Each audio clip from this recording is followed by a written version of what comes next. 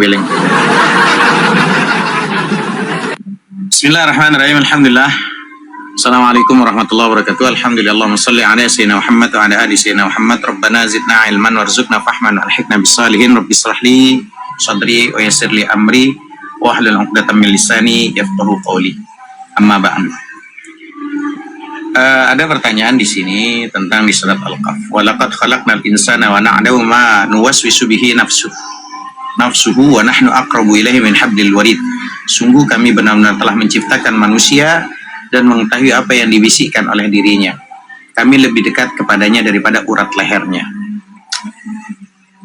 Oke, di sini Allah menjelaskan bahwa Dia telah menciptakan manusia dan berkuasa penuh untuk menghidupkannya. Jadi di Al-Quran itu Tuhan itu menjelaskan tentang menciptakan manusia. Tapi coba kalau kitab sebelah, mana ada dalilnya bahwa yang dibilang Tuhan itu nyiptain manusia, malah dia lahir dari manusia. Aneh kan? Dia bilang katanya Tuhan nyiptain manusia, manusia lahir dari Tuhannya lahir dari manusia. Kenapa begitu? Karena memang otaknya sengklek. Ya maklum lah, kalau umpama nggak ada otaknya nggak bisa gitu. Ya Allah menjelaskan ini bahwa Dia telah menciptakan manusia berkuasa penuh untuk menghidupkannya kembali, ya, menghidupkan kembali pada hari kiamat, dan Dia tahu apa yang dibisikkan oleh hati setiap kita nih, tahu itu. Bisikan hati ini adalah bahasa Arab, di mana hadisun nafsi, bisikan hati tidak dimintai pertanggungjawaban. Jadi kalau bisikan hati tidak dimintai pertanggungjawabannya, enggak. Tapi kalau di kitab sebelah ada tuh bahasa roh. Kan bahasa raba-raba nggak ngerti itu. Kalau orang kesurupan kayak gitu biasa. Assalamualaikum warahmatullahi wabarakatuh. Biarin dia nyimak di bawah, biar dia dengar, biar dia ikut ngaji. Jangan dibisukan, biarin. Kasihan dia. Kenapa? Karena dia posisinya ini nggak ditanggapin di komal-komal, jadi dia cuma numpang-numpang doang gitu. Nggak apa-apa, jangan. Biarkan dia ikut nyimak gitu. Karena posisi Ali Teng itu, Pastor Romo nggak pernah ada kajian. Biarkan aja dia duduk nyimak di bawah, ya, supaya dia nambah posisinya, nambah ngerti gitu, ya. Mudah-mudahan kita nggak tahu ya, gitu. Jadi seperti itu. Oke, kita lanjut kepada pembahasan yang lebih dalam. Jadi yang dikatakan di Al-Quran surat Qaf ayat 16 ini lebih dekat dari urat nadi. Bentar. Dek, nanti itu takut kucing dia masuk deh. Jangan terlalu rapat, pokoknya itu kan ada itu. Bismillah. Jadi teman-teman, di sini ada kalimat kenali siapa diri kita, lebih dekat dari urat nadi yang disebutkan tadi. Cara mengenali siapa diri kita yang sebenarnya. Banyak orang hidup mengikuti arus tanpa benar-benar mengenal dirinya sendiri. Banyak tuh. Orang hidup itu mengikuti arus tanpa dia benar-benar posisinya. Bentar, biar ini ya lebih besar. Jadi banyak orang hidup itu mengikuti posisinya arus tanpa benar-benar mengenal dirinya sendiri. Nah, mereka bekerja keras, gitu. Ada yang jadi karyawan, ada yang jadi manajer, ada yang bekerja jadi general manager, bahkan bagian dan segala macam. Kerja keras dia, ngejar mimpi, bahkan memaksakan diri terlihat bahagia hanya demi memenuhi ekspektasi orang lain. Banyak tuh yang kayak gitu, ya. Banyak di antara kita gitu, maksakan diri terlihat bahagia tuh. Hanya untuk apa? Demi memenuhi ekspektasi orang lain. Akibatnya apa? Hidup terasa melelahkan, kosong. Gitu. Mereka terus berjalan, tapi tidak tahu sebenarnya sedang menuju kemana mereka. Padahal mengenali diri sendiri itu adalah awal daripada hidup yang lebih tenang dan bermakna. Paham ya teman-teman? Nah, saat kita ini tahu siapa diri kita, apa yang kita inginkan, ya, dan apa yang benar-benar penting bagi kita, hidup tidak lagi terasa seperti perlombaan. Kita mulai berjalan dengan arah yang jelas, bukan sekedar ikut arus, bukan. Pertama, sahabat yang dirahmati Allah, lihat siapa dirimu saat sendirian. Itu pertama. Diri asli seseorang paling terlihat itu saat tidak ada yang menonton. Saat nggak ada yang nonton. Siapa diri kita saat kita sendirian? Ketika sendirian, tanpa validasi, tanpa pencitraan, Disitulah kita ini bisa melihat siapa diri kita sebenarnya. Apa yang kita pikirkan, apa yang kita lakukan, dan apa yang sedang kita rasakan saat sendiri seringkali lebih jujur. Seringkali lebih jujur daripada apa yang kita tampilkan di depan banyak orang. Lah kok terjadi kerja? Entah babi kok.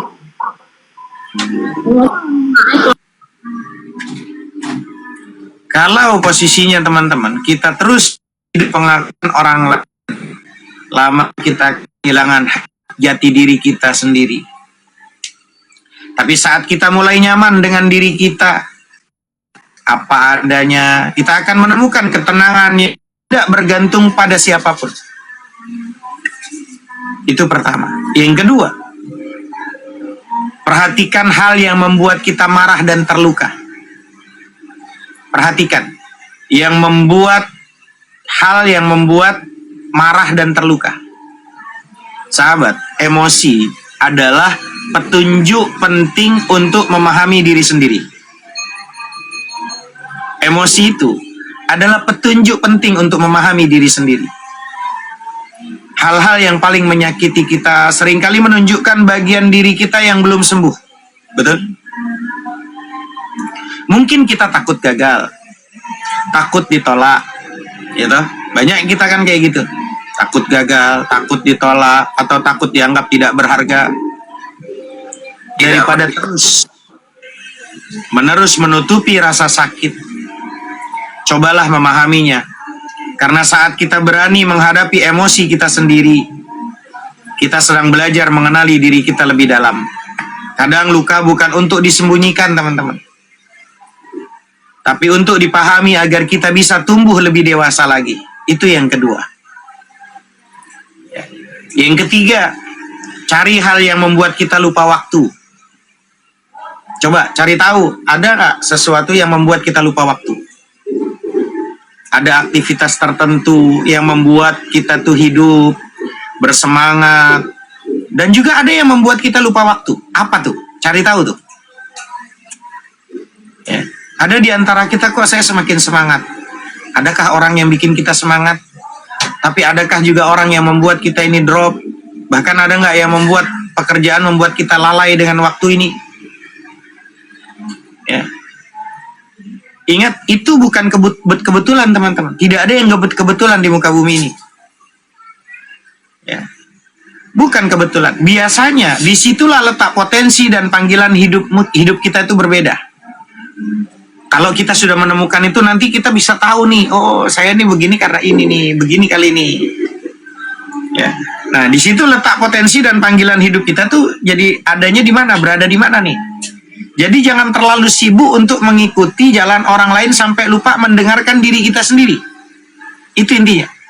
Jangan terlalu sibuk mengikuti jalan orang lain sampai lupa mendengarkan diri kita sendiri.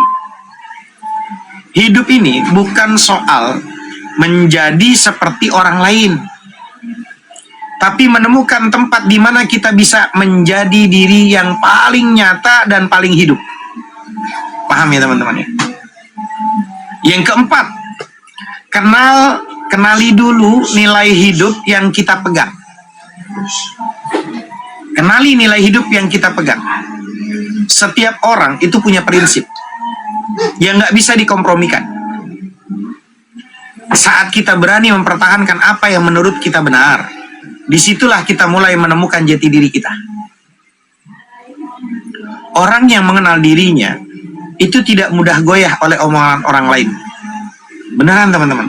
Orang yang mengenali dirinya, dia kenal nih sama dirinya, dia mengenal dirinya tuh, itu tidak mudah goyah tuh oleh omongan orang lain. Dia tahu apa yang diperjuangkan dan tidak hidup hanya untuk menyenangkan semua orang.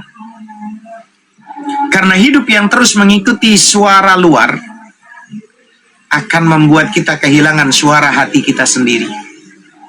Amin. Yang kelima, gak kalah pentingnya, belajar mendengarkan suara hati kita sendiri. Belajar mendengarkan suara hati kita sendiri. Coba, Ada nggak sampai detik ini teman-teman yang berpikir, iya ya, saya mau belajar mendengarkan suara hati saya sendiri? Ada. Kadang kita sebenarnya sudah tahu apa yang harus dilakukan. Banyak di antara kita tuh kayak gitu. Iya, kita nih kadang sebenarnya udah tahu nih apa yang kita mau lakukan. Waalaikumsalam warahmatullahi wabarakatuh. Mati. Ya. Tapi takut melangkah. Banyak nggak di antara kita kayak gitu? Saya tahu nih sebenarnya saya harus lakuin apa, tapi saya takut ngelangkah nih. Saya suka, ada nih dulu kalau di pondok, ada makanan itu kan kalau habis acara itu biasanya ditaruh di nampan, ada makanan macam-macam tuh. Ya, macam-macam tuh. Terus kita mau makan, cuman kita kayaknya takut diomongin orang ini, takut diomongin. Padahal kita lagi suka apa yang kita pengen ambil itu, barang itu. Kita udah tahu tuh, tapi takut untuk melangkah. Nah, ini kalau dianalogikan kayak di pondok gitu, makanan gitu. Ada kan di antara kita kayak gitu tuh. Tahu kita nih apa yang harus dilakukan, tapi takut untuk melangkah. Dunia ini teman-teman terlalu ramai sampai suara hati sendiri sering tenggelam. Padahal hidup kita adalah di dalam diri kita sendiri. Hidup kita padahal ada di dalam diri kita sendiri. Maka luangkan waktu untuk diam dan bertanya pada diri sendiri. Apa yang sebenarnya saya inginkan? Apa sih yang sebenarnya saya inginkan? Apa yang membuat saya itu damai? Apa yang membuat saya itu tenang? Karena semakin kita jujur pada diri kita sendiri, semakin jelas arah hidup kita nantinya, teman-teman. Pada akhirnya, sahabat yang dirahmati Allah, mengenali diri sendiri itu adalah perjalanan seumur hidup. Waalaikumsalam warahmatullahi wabarakatuh. Jadi mengenali diri sendiri adalah perjalanan seumur hidup. Kita akan terus berubah dan berkembang. Tapi selama kita tetap jujur pada diri kita sendiri, kita tidak akan benar-benar tersesat. Karena kedamaian sejati itu bukan datang dari pujian atau pencapaian besar, tapi dari kesadaran bahwa kita hidup sebagai diri kita sendiri, tanpa topeng, tanpa kepalsuan, kemunafikan, tanpa kepura-puraan, dan tanpa takut untuk menjadi nyata. Teman-teman, tiada yang nyata kecuali Dia. Semua bersumber dan muara kepada Allah Rabbu Jalla Jalaluh. Pada akhirnya seperti itu. Allah Ta'ala alam bisawab. Rabbana anfa'na bima 'allamtana, Rabbi 'allimna alladhi yanfa'una, Rabbi faqihna wa faqih ahlana wa qarabatil lana fi dinina. Al-Fatihah. A'udzubillahi minasyaitonir ar-rahmanir rahim, maliki yaumiddin, iyyaka na'budu wa iyyaka nasta'in, ihdinas siratal mustaqim, siratal ladzina an'amta 'alaihim ghairil maghdubi 'alaihim waladdallin. Amin. Demikian teman-teman. Silakan barangkali ada yang mau menambahkan.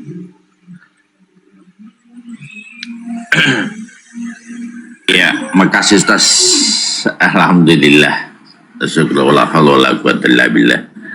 Rabbi shrah li sadri wa yassir li amri wahlul 'uqdatam min lisani yafqahu qawli. Assalamualaikum warahmatullahi wabarakatuh. Waalaikumsalam warahmatullahi wabarakatuh. Benar apa yang dibilang Pak Ustaz. Kita ini hidup ini kadang menjadikan orang sebagai verifikator dalam hidup kita. Sehingga kita sampai berakhir hayat tidak pernah akan senang, karena kita tidak pernah melakukan studi kelayakan tentang diri ini, tidak memahami diri ini sepenuhnya. Seperti itu. Saya sih pribadi ya memahami diri, sehingga misalnya saya saya dokter. Nah, untuk bagaimana sih supaya saya bisa saya tingkatkan ilmu saya menjadi master management. Master management, saya sudah paham, saya buka usaha. Jadi mengenali kemampuan, setelah mengenali kemampuan maka harus pilih jalur yang cocok dengan profesi saya. Tidak peduli dengan orang lain, yang penting saya sudah melaksanakan menjalankan tugas sesuai dengan kemampuan dan profesi saya, gitu. Jadi begitu master manajemen, saya buka usaha waktu itu, alhamdulillah ya. Waktu itu kan belum ada apotek, saya buka 2 memang. Alhamdulillah, syukurlah. Artinya dari manajemen yang saya buat waktu masih anak-anak masih kecil-kecil, sudah ada aset yang bisa saya simpan untuk persiapan insya Allah anak-anak untuk nanti sekolah. Nah, begitulah perjalanan sehingga ada aset yang bisa kita simpan. Begitu anak-anak mau sekolah, alhamdulillah sudah siap aset untuk digunakan untuk sekolah. Jadi memang kita harus melangkah, Ustaz. Dan mungkin waktu itu wah butuh modal besar, butuh apa.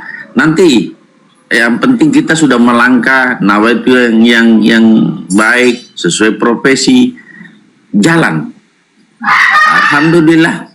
Nah, kita sudah lihat hasilnya dan seperti itulah nawaitu kita untuk bagaimana memberikan nafkah untuk keluarga dan juga memikirkan ke depan bagaimana anak-anak bisa sukses nanti insya Allah dengan rezeki yang Allah berikan kepada kita. Nah, seperti itu, Ustaz. Jadi dalam konteks usaha, coba sesuaikan dengan profesi, sesuaikan dengan kemampuan. Jangan sampai mau kadang-kadang orang gengsi dengan penghasilan kecil. Padahal sebenarnya dari penghasilan kecil mungkin dari situ dia bermula kemudian berlanjut menjadi profesional, nantinya juga akan sampai kepada sesuatu titik di mana dia akan mendapatkan sesuatu. Ini gengsi, makan itu gengsi itu. Nih kan, itu kan yang sering terjadi, Ustaz. Wah, saya ini kan sarjana, masa saya tidak layak dengan pekerjaan ini. Padahal sebenarnya sudah ada hasil. Pada seandainya dia terima dulu, nanti ke depannya kan Allah akan atur. Ya daripada nol, yang mana kau pilih? Nol atau ada? Ini faktor gengsi, dia statusnya, dia tingginya, tidak cocok dengan pekerjaan ini. Saya akhirnya nganggur di rumah. Banyak saya lihat seperti itu. Saya sudah tawari, bisa deh bantu saya di sini. Tidak mau dia ya sudah nol. Padahal sebenarnya kalau diterima bisa nanti pada saatnya nanti ada tiba-tiba ada peluang saya bisa majukan untuk sesuatu, tapi gara gengsi saya kan kalah dari dokter. Iya, kalah kan saya duluan, nanti kau juga akan sambung saya pada saat waktunya gitu, Ustaz. Sebenarnya masalah ini adalah gengsi sebenarnya juga ya. Itu, Ustaz, makasih. Masya Allah.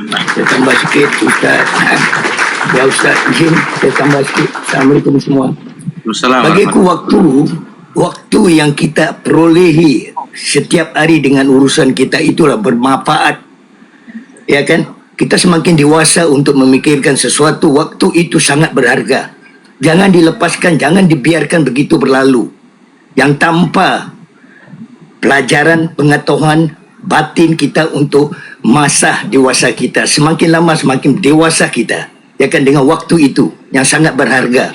Jangan dipersia-siakan waktu yang kita ada sepanjang riwayat kita. Bagi aku itu waktu yang sangat penting setiap kehidupan manusia. Kerana waktu itu berharga, sangat berharga. Ya kan? Jadi jangan persiakan. Sekali-kali seperti angin, kalau kita mempunyai keadaan, pengalaman yang memperkuatkan batin kita, jangan dibiarkan seperti angin ditiup daun yang kering. Begitu lalainya, begitu lepas. Jadi itulah sedikit sebanyaknya pentingnya waktu. Waktu itu sangat berharga, walaupun 1 detik. Segala bertukar, berbolak balik hati kita. Ya kan? Jadi perkuatkan untuk kedewasaan kita, semakin hari semakin panjang umur kita, insya Allah. Dengan waktu itulah pengalaman dan pelajaran untuk yang generasi yang akan datang. Begitu Ustaz. Terima kasih banyak tu. Secara ringkas. Luar biasa Bang Atib, Bang Sarip Salim, Masya Allah. Ada lagi? Margi berikutnya, pasien berikutnya Margi. Assalamualaikum Ustaz. Assalamualaikum Dokter Rahman, Brother Ato, Kak Tiara, Kak Sri, Kak Catherine, Kak Nurhana Aye, Kak Zen. Assalamualaikum. Maaf ini kakak masih masak sama Ato brother. Ya, Iya, brother Ato.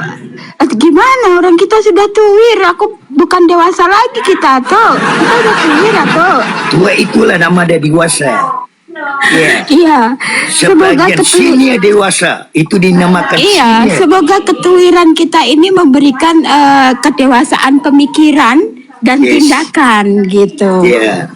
Iya kan, atau jadi lebih Ya, jangan persiapkan bijaksana, waktu. bukan hanya sekedar dewasa, tapi kebijaksanaan dalam Mudah-mudahan bertingkah laku.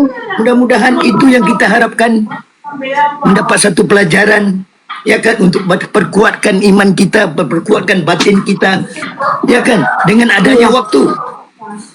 Jangan dipersiapkan ya kan. Lanjut Maggie, maaf kepanjangan, maaf ya. Lanjut. It's okay Ato, sebab itu juga dorongan atau stimulan Ato. Ketika Ato menyampaikan pendapat, terus saya juga memiliki pendapat, memberikan stimulan, saling berbagi, saling melengkapi, gitu. Ini bentuk kedewasaan dalam bersikap, itu contohnya, gitu. Menurut saya. Terus jadi kalau tadi apa yang disampaikan oleh Dr. Rahman, I couldn't agree more with that. Maksudnya saya setuju, nggak ada dari apa yang disampaikan Dr. Rahman sama Ato, bahwa pembentukan diri, kedewasaan diri, bukan berarti kita harus kehilangan jati diri kita. Kadang orang yang tidak dewasa justru sering kali kehilangan jati dirinya karena egoisnya, karena kesulitan mereka melakukan manajemen anger atau emotional manajemennya terhadap diri sendiri, penerimaan kita yang kurang, terus bagaimana kita merasakan aku kok nggak bahagia ya, padahal kebahagiaan itu ada di depan mata kita setiap saat. Entah itu hanya sekilas kita ngobrol di sini, kita ketawa, akhirnya bisa meringankan pemikiran kita.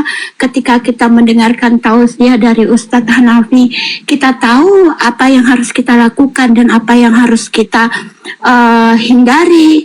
Banyak sekali pengalaman yang membuat kita untuk bertumbuh menjadi pribadi yang lebih baik, menjadi seseorang yang lebih dewasa pemikiran dan tingkah laku.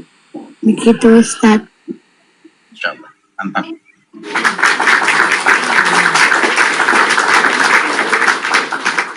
Ada lagi atau Siti Marwah? Nih ada pertanyaan berikutnya, Ustadz, ilmu yang paling baik itu apa sih? Sebaik-baiknya ilmu, Ustadz? Teman-teman, kalau teman-teman bertanya tentang sebaik-baiknya ilmu, maka saya akan jawab, sebaik-baiknya ilmu adalah ilmu hal. Apa itu ilmu hal? Akhlak, etika, tingkah laku. Itu paling baik ilmu. Paling baiknya ilmu adalah ilmu hal. Apa itu ilmu hal? Ilmu akhlak, ilmu adab, tingkah laku, etika. Itu yang paling baik. Dan sebaik-baiknya ilmu hal adalah menjaga lisan. Sebaik-baiknya ilmu etika, tata krama, tingkah laku, yang paling baik dari ilmu etika, tata krama, tingkah laku, apa ilmu yang paling baik? Menjaga lisan. Ya. Menjaga mulut kita nih. Kalau bahasanya Katrina, cangkem mulu itu, cangkem tuh loh, dijaga cangkem. Bahasa Inggris tuh, bahasa Margi itu, cangkem mulu itu loh. Cocote itu loh tuh bahasa Belanda tuh. Jaga.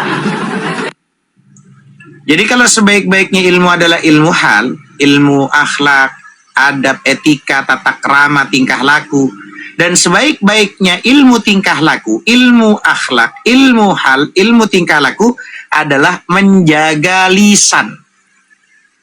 Berusaha untuk semampu kita untuk tidak menghancurkan hati orang lain.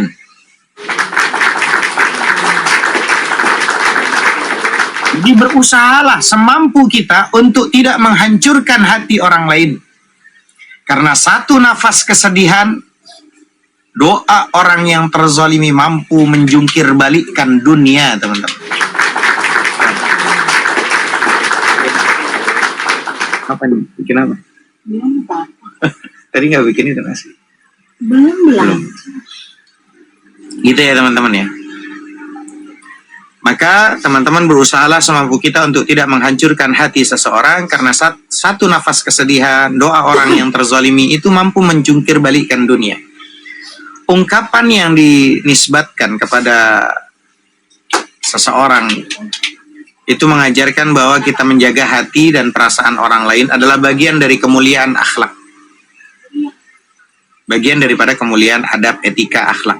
Sebab luka yang kita sebabkan kepada seseorang itu dapat menjadi sebab datangnya doa yang tidak memiliki penghalang di hadapan Allah kalau kita menzalimi orang. Jadi berusahalah semampu kita teman-teman untuk tidak menghancurkan hati seseorang. Mengingatkan bahwa setiap manusia itu memiliki perasaan yang harus kita hormati. Ya.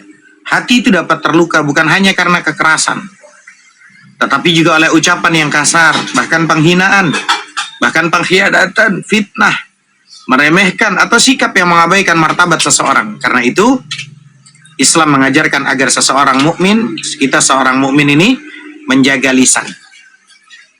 Ya, lisan itu kalau bahasa Inggrisnya itu, kalau kata Margi itu cangkem.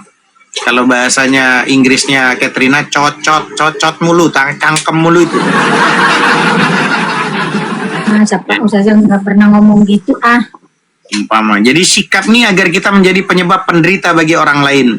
Karena satu nafas kesedihan doa orang yang terzalimi itu menggambarkan betapa berharganya air mata dan doa dari seorang yang dizalimi. Maka dalam ajaran Islam terdapat hadis yang menjelaskan bahwa doa orang yang dizalimi tidak memiliki penghalang antara dirinya dengan Allah Rabbu Jalla Jalaluh. Waalaikumsalam warahmatullahi wabarakatuh yang sudah hadir teman-teman. Meskipun orang tersebut bukan dari kalangan orang-orang yang sempurna amalnya, tapi kalau dia terzalimi, hati-hati. Hal ini menunjukkan betapa besar perhatian Allah terhadap keadilan dan perlindungan terhadap mereka yang diperlakukan tidak semestinya. Mampu menjungkir balikkan dunia, apa maksudnya? Itu merupakan ungkapan kiasan. Ya, kiasan untuk menegaskan besar akibat dari sebuah kezaliman seseorang. Jadi seseorang mungkin merasa kuat karena jabatan, kekayaan, kekuasaan, tapi semua itu tidak akan mampu melindunginya dari kalau Allah sudah mengabulkan doa orang yang telah dia sakiti. Dia fitnah, dia framing, dia bikin cerita. Apa yang tampak kokoh di hadapan manusia dapat runtuh seketika apabila Allah menghendakinya. Hati-hati. Jadi pesannya adalah berhati-hatilah dengan perlakuan sesama. Kalau tidak mampu membahagiakan mereka, setidaknya jangan menjadi penyebab kesedihan mereka. Kalau nggak bisa bikin orang tersenyum, jangan bikin orang menangis. Kalau tidak bisa membuat orang tertawa, jangan bikin orang menderita. Jadi, jagalah lisan kita. Sebelum berbicara, pikir dulu. Penting nggak saya ngomong nih? Perlu nggak nih? Kalau saya ngomong ini ada manfaatnya nggak? Nyakitin orang atau tidak? Jadi dipikir dulu sebelum berbicara. Ya, jaga lisan kita sebelum bicara. Pikirkan dampak sebelum bertindak. Dan jangan meremehkan luka yang mungkin kita tinggalkan di hati orang lain. Terutama lisan yang tak bertulang tapi lebih tajam daripada pedang. Ya, paham ya? Jadi kalau bahasa lisan itu, kalau bahasa Inggrisnya Margi itu cangkem. Kalau bahasa Inggrisnya Katrina cocot. Hati-hati. Cangkem cocot kita jaga. Itu jawabannya. Jadi kalau bertanya sebaik-baik ilmu itu apa sih Ustaz Hanafi? Sebaik-baiknya ilmu adalah ilmu hal, ilmu akhlak, ilmu etika, ilmu tingkah laku. Dan sebaik-baik ilmu tingkah laku adalah posisi menjaga lisan. Waalaikumsalam warahmatullahi wabarakatuh. Silahkan kalau ada yang mau menambahkan. Barangkali ada teman-teman Dr. Rahman atau yang lain mau menambahkan. Betul. Ini faktor lisan memang kadang orang keceplosan, Ustaz. Keceplosan itu padahal sudah melukai. Kalau hati ini kan yang sakit hendak kemana dicari obatnya. Kalau luka kan masih bisa dijahit di IGD. Tapi kalau hati yang sakit, bagaimana menyembuhkannya? Ini masalah memang. Jadi karena faktor lisan. Nah, cuma masalah kemudian Ustaz Tabe, dalam konteks meluruskan sesuatu yang batil. Ini kan meluruskan sesuatu yang batil kadang butuh ketegasan sedikit. Tetapi kadang orang yang diluruskan itu merasa dizolimi. Nah, mohon sedikit pencerahan. Di sini kan ada dua aspek yang terjadi. Tetapi memang sih sebenarnya sebaiknya meluruskan sesuatu dengan cara yang bijak. Tetapi tidak bisa diselesaikan dengan cara bijak. Bukan keras sebenarnya, tapi kadang kita melakukan ketegasan untuk meluruskan sesuatu.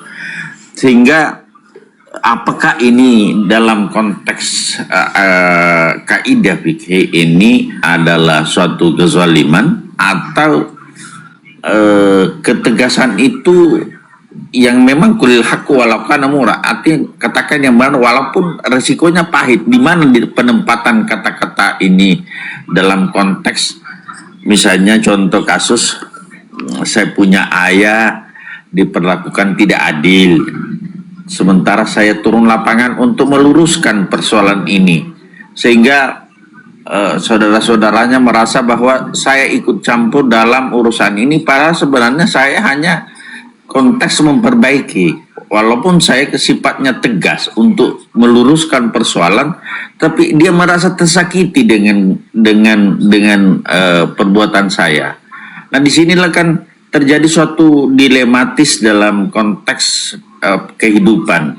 Satu sisi bahwa saya tidak membiarkan sesuatu ini masalah berlarut-larut. Satu sisi akan ada sesuatu yang merasa haknya selama ini tidur nyaman dengan sesuatu kezaliman, tetapi begitu diluruskan merasa tersalimi padahal dia sudah berlaku zalim. Ini kan hidup ini memang agak sedikit nyeri sedap ini Ustaz dalam konteks seperti ini. Kadang saya baru-baru ini menghadapi suatu persoalan seperti itu.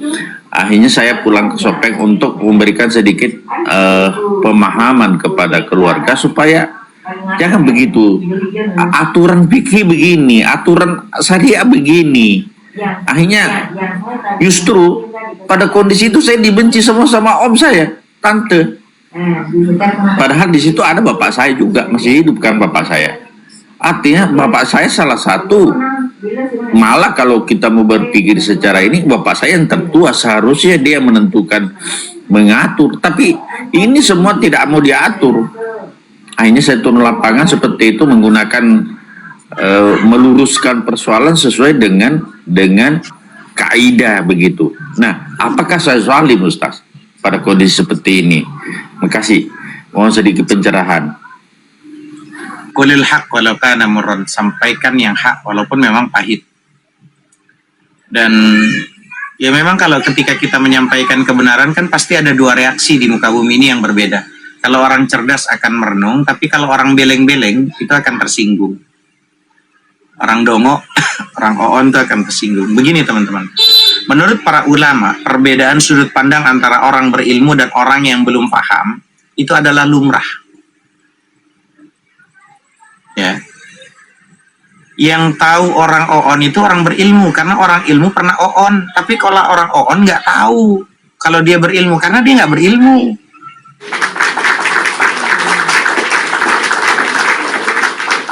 Gitu loh. Jadi biasa saja gitu loh. Kalau seumpama kita sudah menyampaikan, tapi proses meluruskan harus memakai adab, kasih sayang, agar apa? Tidak menimbulkan perasaan terzalimi. Itu yang paling penting. Kadang bukan karena mereka tidak mau mengikuti saran kita. Ini kuncinya. Kadang bukan mereka tidak mau ngikutin saran kita. Terkadang gaya dan bahasa kita yang tidak menarik.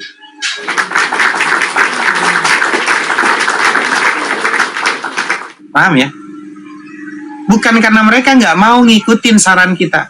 Kemungkinan besar gaya dan bahasa kita yang kurang menarik. Itu kuncinya. Menyampaikan kebenaran itu wajib disertai namanya kelembutan. Memahami kapasitas akal lawan bicara. Serta tidak memaksakan pemahaman. Jadi pandangan para ulama dan adab meluruskan pendapat bagaimana? Pertama, menjaga akhlak dan lembut. Nasihat harus disampaikan dengan cara yang baik, tanpa mencela atau merendahkan martabat orang lain. Gitu loh. Memahami kapasitas tabakat namanya. Apa itu? Orang yang mengerti ilmu wajib mengenali yang namanya tingkatan pemahaman orang yang diajak bicara agar pesannya itu tidak disalahartikan sebagai bentuk penindasan atau kesewenang-wenangan. Terakhir berikutnya apa? Menghindari pemaksaan. Ulama mengajarkan agar seseorang tidak memaksakan pendapatnya kepada orang lain yang memang belum sampai ilmunya. Kalau memang belum sampai ilmunya. Karena hal ini sering memicu rasa sakit hati dan juga terzalimi. Itu. Ya. Dalam hal apapun, apalagi dalam kekeluargaan gitu. Karena apa? Kita juga nggak bisa pungkiri kalau di keluarga itu ada orang yang udah benci sama kita. Orang tuh kalau udah benci sama kita ngomong bener aja tetap dia orang udah benci. Kita harus lihat dulu yang lawan bicaranya dia itu benci atau tidak. Kalau lawan bicaranya udah benci sama kita mau ngomong 1000 kebenaran nggak ada artinya. Beda dengan orang-orang yang kita lihat, oh ini lebih bijak, oh dia lebih bagus. Lihat dulu, kan kita bisa merasakan getaran hati itu kalau kekeluargaan itu. Ya, yang namanya di keluarga itu, saya yakin lah. Dr. Rahman lebih paham, lebih pengalaman dalam konteks kekeluargaan itu. Kalau orang udah kelihatan kayak musuh nih, dua bubuyutan antara ini, dia mau ngomong apapun nggak masuk, karena udah bubuyutan jatuhnya. Maka harus pahami di situ. Kita berbicara sesuatu yang kapasitas kemampuan kita sudah sampaikan. Biarkan orang lain yang nanti menilai itu tanpa harus memaksa. Begitu kan?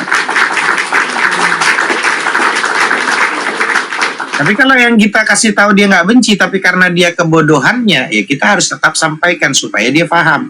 Tinggal gaya dan bahasa kita yang terkadang harus membuat, jangan sampai membuat tidak menarik untuk mereka. Wallahu ta'ala alam bissawab. Gitu jawabannya.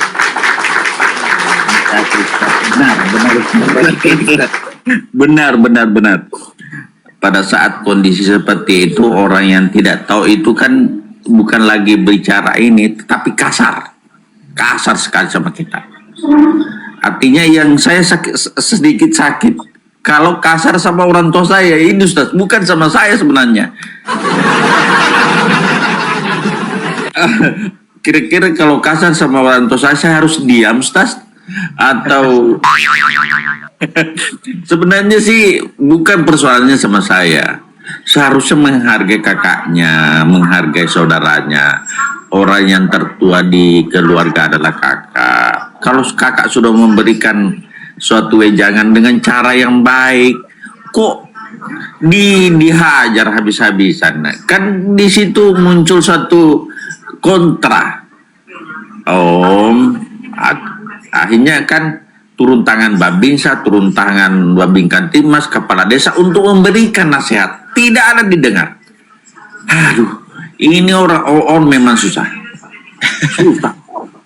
Susah. Artinya sudah bagaimana Pak Desa itu dengan lemah lembutnya memberikan sesuatu nasihat, tetap tidak akan masuk. Akhirnya saya masuk sedikit memberikan pemahaman. Lah, di situ dia diam. Tetapi dia merasa dirinya dizalimi karena saya tegas. artinya bicara aturan, bicara tentang aturan, Ustaz. Bukan sebenarnya mencela secara person. Saya bicara aturan apa namanya, kaidah yang sebenarnya seperti ini. Saya tidak menyinggung person, tapi Om, aturannya begini. Nah, berbanding terbalik dengan keputusan yang dia pahami. Dan dibenarkan Pak Desa, Babinkan Tipmas dan Babinsa, dan sampailah kepada saya, aduh sakit sekali saya di ini sama kemanakan, ada ya, saya diceramai sama saya lah, contohnya memberikan sampai kata-kata itu sama saya, marah Om karena kita memberikan melurus, iya saya meluruskan. Nah ini masalah memang Ustaz, kita lembut juga tidak sampai memberikan suatu pemahaman dengan tegas. Bukan saya tidak mencela saya punya Om, saya bahwa kau ini bodoh, kau apa, tidak. Saya cuma mengatakan sebenarnya begini aturannya Om, mohon sedikit dipahami. Seperti itu Ustaz. Jadi benar bahwa memberikan sesuatu memang ada seninya, tetapi ada orang memang apapun yang kita bilang tidak ada mau didengar. Ini memang mungkin sudah terlanjur benci ya. Padahal tidak ada persoalan saya dengan dia, tidak ada. Cuma benci sama bapak saya barangkali ya. Itu. Nah, bagaimana membela keluarga seperti ini? Apakah kita harus diam sebagai anak, Ustaz? Tentu kan kita harus memberikan suatu pembelaan yang sifatnya selama kita dalam kondisi benar. Sebenarnya begini, Ustaz. Kalau bicara baik sebenarnya, saya bilang begini, Haji, saya punya bapak. Kan tidak boleh juga kalau misalnya ada warisan seperti yang Ustaz katakan bahwa ambillah semua. Nantilah setelah dibagi baru saya kasih, kan begitu mestinya. Tidak boleh kan sebelum dibagi sudah dikasih, kan tidak boleh seperti itu. Ayah saya bilang, bagilah dulu, setelah dibagi baru saya kasih. Begitu kan maunya Haji, tapi dia mau ambil langsung karena kau sudah punya, kan tidak bisa seperti itu Ustaz. Dalam hukum tidak boleh. Tadi malam kalau tidak salah saya dengar kata-katanya Ustaz seperti itu, tidak boleh diberikan sebelum dibagi. Itu yang saya pahami, sehingga saya nantilah setelah dibagi baru Haji berpikir berapa yang dikasih kepada adiknya. Nah, seperti itu Ustaz. Saya sambung sikit Ustaz, izin dokter ya. Tentang kebencian dan dendam itu, kita coba ingat, sudah dia pada asal mulanya yang Allah suruh iblis sembah kepada manusia, ya kan? Benar. Sampai gitunya sekali zalimnya iblis, pembenci dan pendendam. Ini sifat-sifat iblis yang ada pada manusia hingga ke hari ini terbawa-bawa. Ya, aku cara ringkas aku mengatakan, jangan ada sifat iblis yang dendam dan benci. Ya kan? Kalau ada itu bukan permainan kita, itu permainan iblis. Yang kadang-kadang kita tanpa sadar, kita galakkan iblis untuk menjadi benci dan dendam kepada sesama manusia, sesama kita. Ya kan? Kita pikirkan, sedangkan dia minta kepada Allah supaya panjangkan umur untuk mengkhianati, mensesatkan umat-umat Adam, umat-umat manusia. Yang kita Islam ada akidah dan tauhidnya. Yang di sebelah itu apa? Itulah salah satunya iblis yang sentiasa. Tapi aku berterima kasih kepada mereka. Karena apa? Karena mereka lah kejahatan, mereka lah kita tahu baik buruknya, adanya, yang semula jadi. Ya kan? Allah sudah berjanji, iblis sudah berjanji kepada Allah sampai kiamat akan mempunyai sifat benci dan dendam. Jangan kita permainkan dendam dan sifat benci. Kita kalau tak suka sama orang, sudah kita jangan berbual, jangan cakap. Itu mudah sekali untuk mengatur pendirian kita sebagai manusia. Tapi jangan ada sikap benci dan dendam. Itu sifat-sifat iblis. Laknatullah. Minta maaf Ustaz, ini cara ringkas dan yang mudah dipaham untuk kita. Jadi ingat, ada benci, ada dendam, iblislah engkau. Bagi aku begitu. Terima kasih. Lanjut Ustaz. Luar biasa. Jadi itulah, kadang bukan mereka tidak mau ngikutin saran kita. Terkadang memang gaya dan bahasa kita yang tidak menarik. Tapi kalau kita lihat dulu siapa yang kita nasihati. Kalau yang kita nasihati memang dia hatinya masih nggak nyaman sama kita dan dia ada rasa kebencian sama kita. Orang tuh kalau udah benci sama kita, mau dinasehatin 1000 kali juga nggak akan masuk karena dia udah benci. Gitu. Azazil itu yang dibilang laknatullah, iblis. Azazil ini kan iblis karena udah benci sama Adam. Jadi perintah dari Tuhan aja dia indahkan, dia nggak mau ngerjain perintah. Kenapa? Dia udah benci. Benci merasa apa? Merasa sombong. Saya lebih baik, ana khairum minhu. Saya lebih baik daripada Adam. Kau ciptakan aku dari api, dia dari tanah, gitu loh. Tapi tetap iblis itu posisinya menyembah sang pencipta Allah. Ini ada orang menyembah Tuhan hantu. Manusia masalahnya disembah. Nah itu yang masalah. Iblis itu laknatullah, ya, menjadi iblis, ya, terlaknat sama Allah. Kalimat dari balasa itu, ya, itu karena dia merasa diri lebih baik daripada Adam dan mengindahkan karena dia udah nggak suka sama Nabi Adam. Karena Nabi Adam tuh diajarkan juga sama Allah, wa 'allama Adam al-asma'a kullaha tsumma 'aradahum, diajarin semua tuh. Perbintangan, langit, bumi semua diajarin. Pinter tuh Nabi Adam.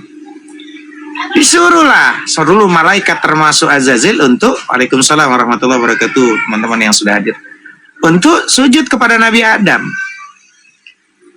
Apa kata iblis? Saya lebih baik daripada Adam. Nggak mau dia sujud.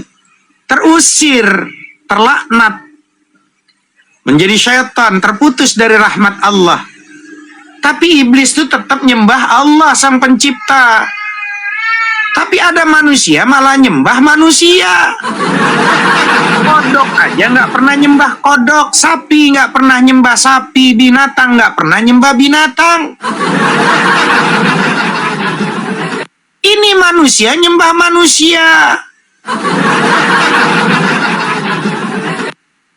Gitu loh. Iblis itu masih menyembah sang pencipta Allah Rabbul Jalla Jalaluh. Gitu loh. Bahkan dia ibadahnya luar biasa.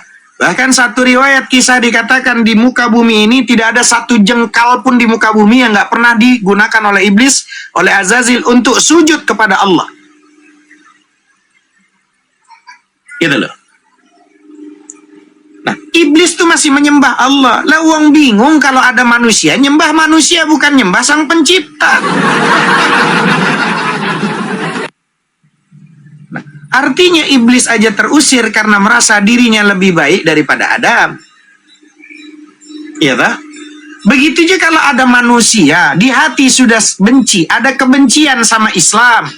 Ada kebencian sama Islam ini udah sulit. Makanya kata Allah, innalladzina kafaru sawa'un alaihim a'anzartahum am lam tunzirhum la yu'minun. Sama aja Hanafi, teman-teman debaters muslim, para apologet Islam Indonesia, kau nasihati mereka, kau kasih secara akal mereka, mantik mereka, secara logika mereka, secara ilmu mereka, secara data mereka.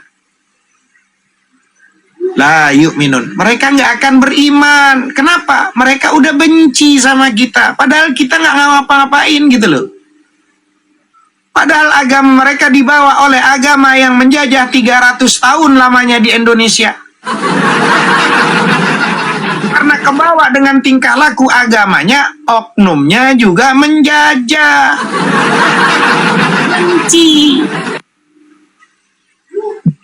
Nah, disitulah harus paham konteksnya. Kita menasihati orang, siapa nih orang yang kita... Kalau orang yang benci, percuma. Percuma. Karena dia udah benci. Orang yang cerdas saja, cerdas nih akalnya, tapi kalau udah benci, orang pinter kayak apapun, profesor, doktor dia, seumpama nih, cerdas dia, S1, S2, S3, tapi kalau dia sudah marah, ya paham nih ya, maka marah ini harus dijaga. Karena nanti akan jadi kebencian di dalamnya. Orang coba lihat kalau lagi marah, hilang tuh luntur kecerdasannya semua. Kebun binatang keluar semua. Karena marah. Karena itu jangan marah. La taghdab, la taghdab, la taghdab, walakal jannah, kata Rasulullah. Jangan marah, jangan marah, jangan marah. Sampai 3 kali.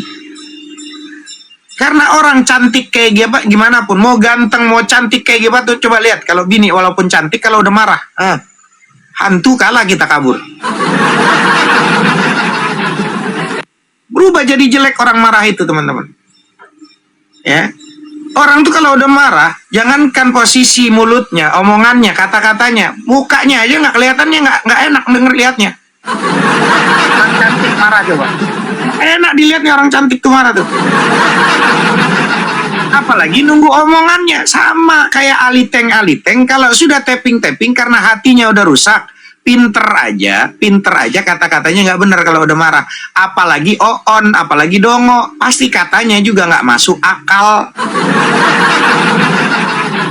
Boro-boro mau masuk surga, masuk akal aja kagak agamanya. Boro-boro mau masuk ke surga, masuk akal aja, agama konsepnya aja nggak masuk. Tuhan ciptakan alam semesta, langit bumi diciptakan Tuhan, manusia diciptakan Tuhan. Ciptaan manusia brojol Tuhan, kan beleng-beleng. Saya mau bikin nih, ada bantal, bikin saya nih bantal saya bikin nih. Adanya saya dulu atau bantalnya lebih dulu ada? Kan saya yang pembuat bantal ini. Saya dulu yang ada, baru bantal ada, karena saya pembuat bantal. Kan itu logikanya. Saya ini pembuat apa? Meja, bangku, rumah. Yang ada yang pengen bikin rumah. Rumahnya belum ada dulu. Baru ada rumah. Setelah kita ada. Alam semesta ciptaan Tuhan. Berarti Tuhan lebih dulu ada. Bingung kalau Tuhan datangnya telat. Setelah alam semesta ada, baru ada Tuhan. Baru ada. Itu karena logikanya, selain dia bukan orang yang maaf gitu loh. Itulah pentingnya disekolahin. Kalau sekolah masuk ke dalam kelas, cium tangan orang tua, ya toh? Cium tangan guru masuk belajar duduk, gitu loh. Jangan malah kau bolos mulu di depan pagar sekolahnya, ya bodoh dirimu. Bisa membedakan mana Tuhan, mana hantu.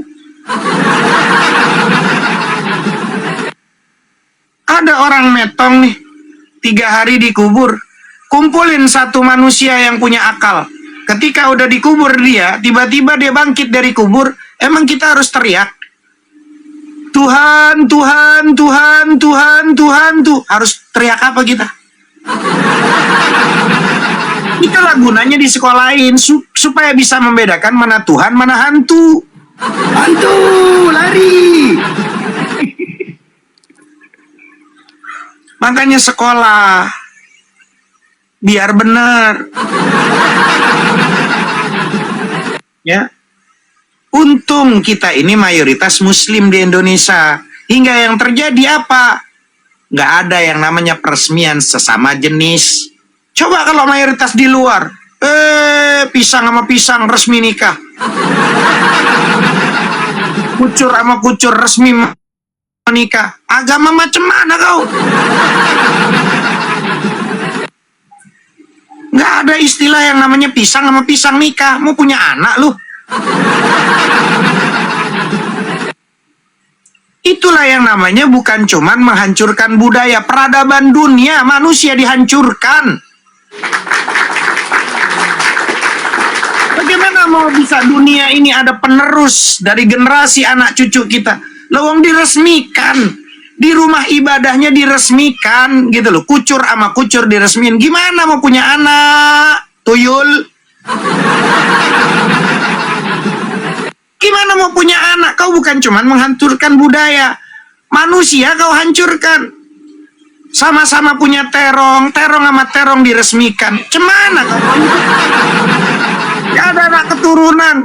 Di negara lain begitu. Belanda, Jepang, yang nggak ada agama. Yang agamanya hampir mayoritas aliteng. Tahu aliteng? Diresmikan di rumah ibadahnya. Ini fakta. Diresmikan. Coba, bagaimana mau punya anak? Bahkan sama binatang. Manusia boleh nikah sama binatang. Itu akibat apa? Agar ajaran kasih. Untunglah di Indonesia ini tidak, posisinya bukan ajaran kasih.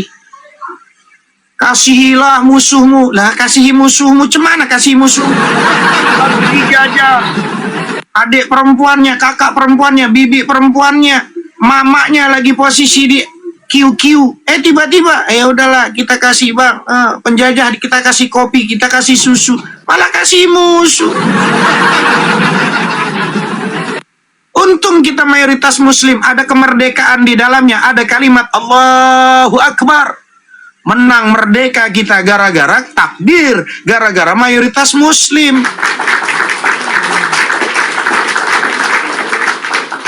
Bukan posisi yang begini bawa ini kita malah nggak mungkin. Perang cuman bawa posisinya, maaf gitu loh. Jemuran dibawa, lah nggak menang-menang lah, jemuran lu bawa. Pakai pedang, ya toh, pakai posisi keris, ya toh. Jemuran lu bawa-bawa, lu kena bredet lu ditembakin, jeder, jemuran lu bawa. Akal nih. Kasihilah musuhmu. Bagaimana mau kasih musuh? Masa kasih musuh? Yang namanya posisi penjajah, namanya kita lagi perang, lawan. Disuruh kasihi, beleng-beleng kasih. Kita mayoritas muslim, masih kau mau datang besok? Itu namanya logika, belajar. Jangan gara-gara kau ada kebencian, tapi logikamu posisi ditutup, kawan. Kita di sini berdakwah, menyampaikan kebenaran. Supaya apa?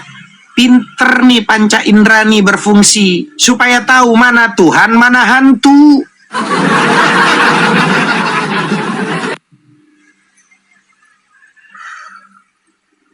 Coba berpikir. Banyak orang bersyukur kita ini muslim di Indonesia. Mau seperti apapun Indonesia ini, masih bersyukur kita ini muslim. Mayoritas. Tapi Ustadz banyak yang nggak bisa baca Quran. Banyak orangnya. Maaf teman-teman. Saya selalu bersyukur menjadi orang Indonesia. Sangat bersyukur saya. Walaupun sedikit yang ngerti. Maaf. Yang ngerti tentang Quran, nahu, sorof, mantik, balaghah, bayan yang sedikit. Dan hampir rata-rata umat Islam ini mayoritas. Tapi 60% nggak bisa baca Quran. Tapi dari 60%.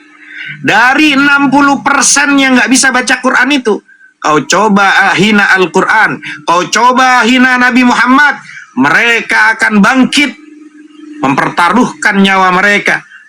Aku nggak ngerti Quran, aku nggak bisa posisinya ngerti sholat jarang, tapi kalau kau hina Nabiku, jangan kau coba-coba, aku rela nyawaku untuk membantai dirimu karena kau menghina Nabiku. Itu 60% umat Islam tuh, yang katanya nggak bisa Quran, tapi mereka rela mengorbankan dirinya untuk posisi membumi hanguskan orang yang menghina Rasulullah, menghina Allah, menghina Al-Quran, menghina Islam. Walaupun mereka orang bodoh, Islam yang bodoh mereka, nggak bisa Quran mereka. Tapi jangan coba-coba hina Nabi Muhammad SAW. Jangan coba-coba kau hina Islam. Tapi coba kalau mereka, bagaimana kita mau menghina sesuatu yang sudah hina? Bagaimana menghina sesuatu yang sudah hina? Saya punya anak pakai pempas, sama Tuhannya sama. Gimana kita mau menghina sesuatu yang sudah hina? Masih untung pakai pempas. Bahkan kata pastor yang lain, dia posisinya nggak pakai pempas, nggak pakai apa-apa. Bagaimana Tuhan punya lato-lato? Tuhan pencipta lato-lato atau lato-lato Tuhan punya lato-lato? Bingung dia. Tuhan kan pencipta nih.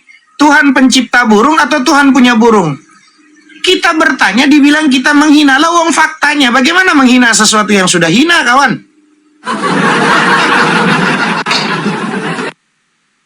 Itulah belajar berfungsi akal dengan baik.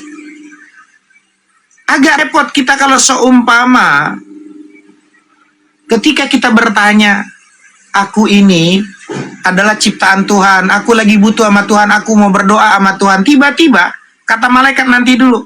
Kok nanti dulu, aku butuh Tuhan. Bukankah Tuhan Maha Kuasa?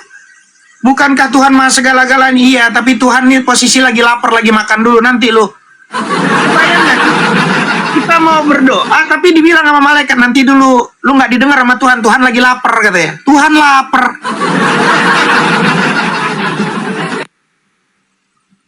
Saya lagi butuh sama Tuhan. Iya, ntar dulu. Kenapa emang? Kata malaikat, Tuhan lagi tidur. Macam mana Tuhan tidur? Itulah fungsinya belajar, nuntut ilmu. Tugas kita buka Qomal, mencerdaskan. Kita ndak ada peduli kalian mau nyembah sendal jepit, kancing baju, ban dalam, pelek jadi Tuhan. Bahkan botol kecap jadi Tuhan, nggak ada urusan sama kita.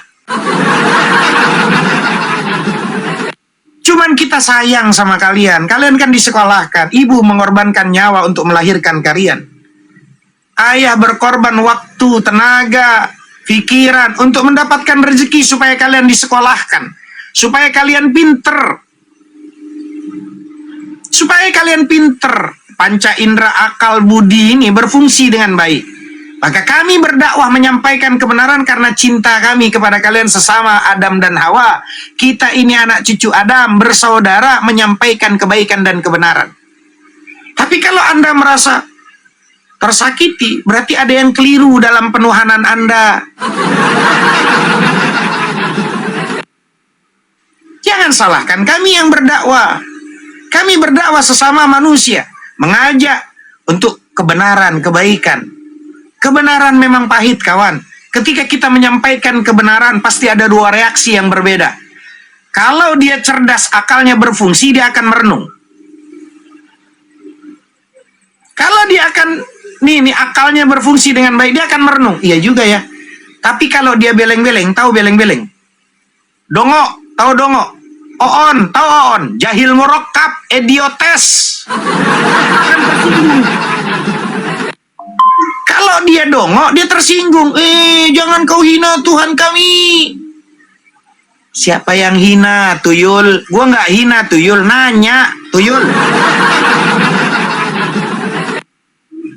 Kita nanya. Gitu loh. Makanya kita nanya, bertanya. Ya. Nggak ada kita. Bagaimana menghina sesuatu yang sudah hina? Gimana? Bagaimana menjelaskan kepada orang buta tentang warna? Ada yang mampu. Karena itu saya pengen kalian bukan cuman melek mata, hati kalian buka dikit, melek dikit, ngelihat cahaya kebenaran itu.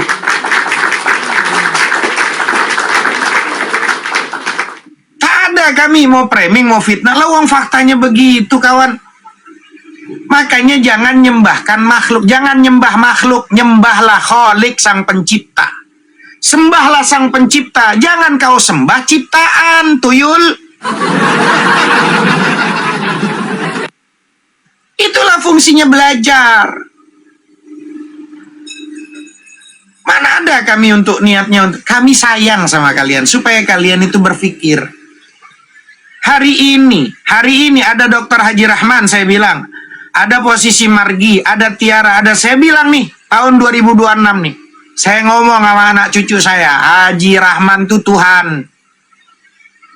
Anak saya ngomong lagi sama anaknya, Haji Rahman tuh yang Tuhan, dibilang Tuhan, dibilang 4026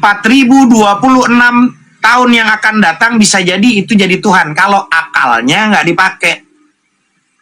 Karena udah disampaikan berulang-ulang, oh Haji Rahman Tuhan, jangan-jangan 2000 tahun yang akan datang, 4026 yang akan datang Haji Rahman Tuhan. Ada yang nyembah. Kalau orang itu tidak pakai akal budinya tidak digunakan untuk mencari kebenaran. Makanya di Indonesia ini, ya Allah, luar biasa nikmatnya hidup di Indonesia. Dari saking nikmatnya, orang ngaku Tuhan ada pengikut, Tuhannya ngontrak ada pengikut.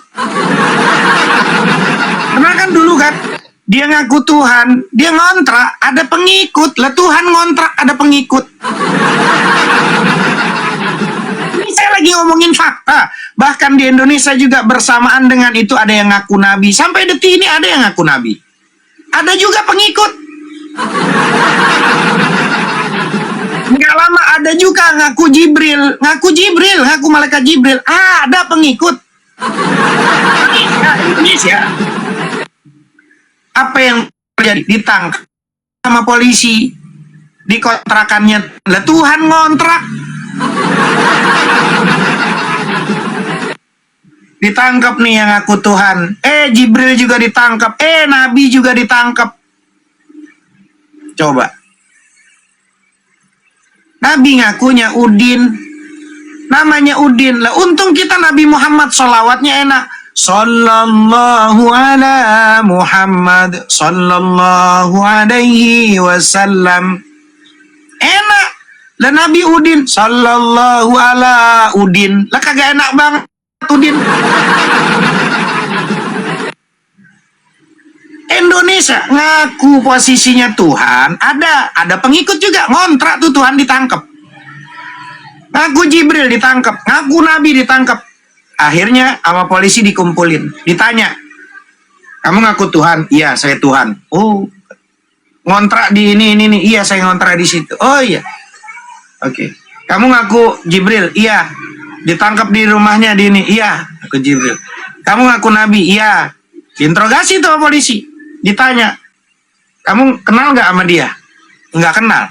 Yang ini ngaku nggak kenal. Jadi ini Tuhan sama Jibril sama Nabi nggak kenal Tuhan, Tuhan nggak kenal Nabi, Jibril nggak kenal Tuhan, Tuhan nggak kenal Jibril. Cemana ini? Indonesia tuh makmur, asal nyeletuk yang aneh-aneh masih ada pengikut. Kenapa? Karena banyak orang dongo, orang beleng-beleng. Makanya supaya nggak ada beleng-belengnya, ada buka komal kayak gini supaya mencerdaskan. Coba kebayang nggak? Ada yang ngaku Tuhan, tiba-tiba ditangkap Tuhan di mana, dikontrakan. Lah Tuhan ngontrak. Mikir, tuyul.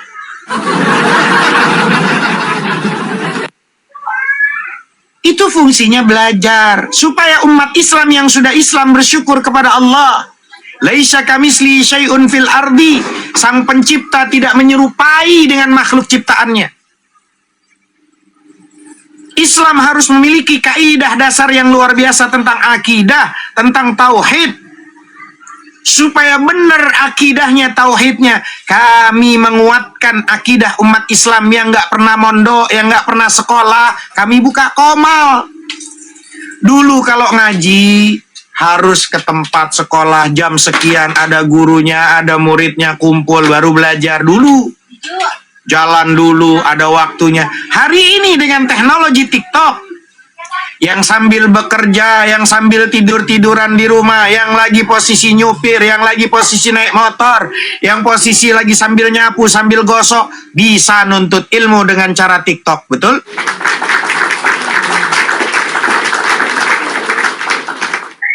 Itulah kami ingin menguatkan teman-teman muslim. Jangan sampai ada misionaris-misionaris dengan berlogokan kebaikan, dengan berlogokan cinta kasih, masuk-masuk ngasih Indomie supaya masuk nyembah manusia.